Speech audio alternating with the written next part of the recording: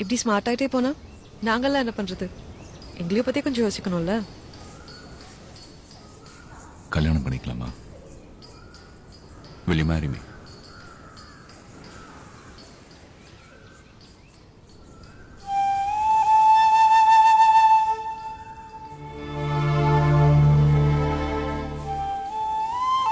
ஊரே பேசுதில்ல. look, I love you. நீ வேணும், கல்யாணம் பண்ணிக்கணும், அவ்வளவுதான்.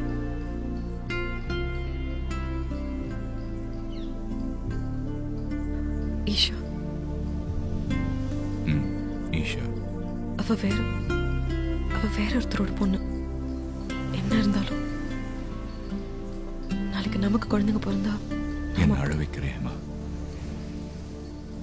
உன்னால மட்டும்தான் அது முடியும். வேற சத்யா, ஐம் சாரி.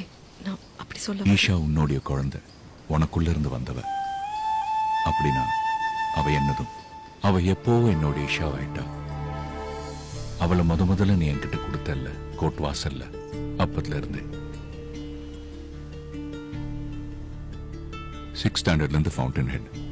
அதுக்காக இப்பத்துல இருந்து வாரம் போய் அப்ளை பண்ணணும், போய் நிக்கணும்.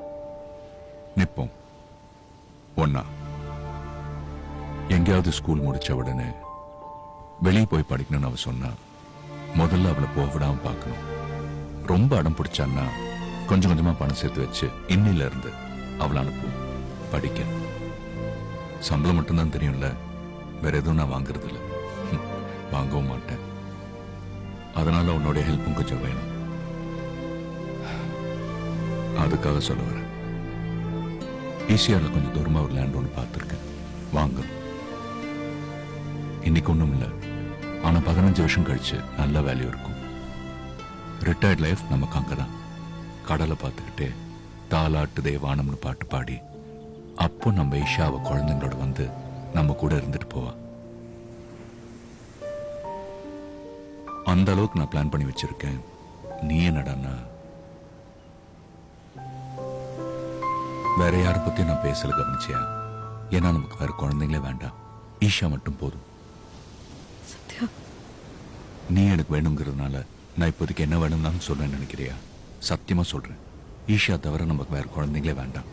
என்ன, மெடிக்கல் ஷாப்புக்கு ஓடிக்கிட்டே இருக்கணும், அது ஒண்ணுதான் பிரச்சனை.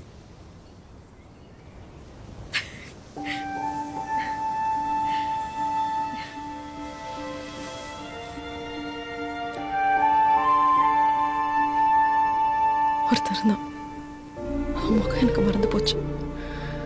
இவ பிறக்கிற வரைக்கும் கூட அவன் வெயிட் பண்ணல.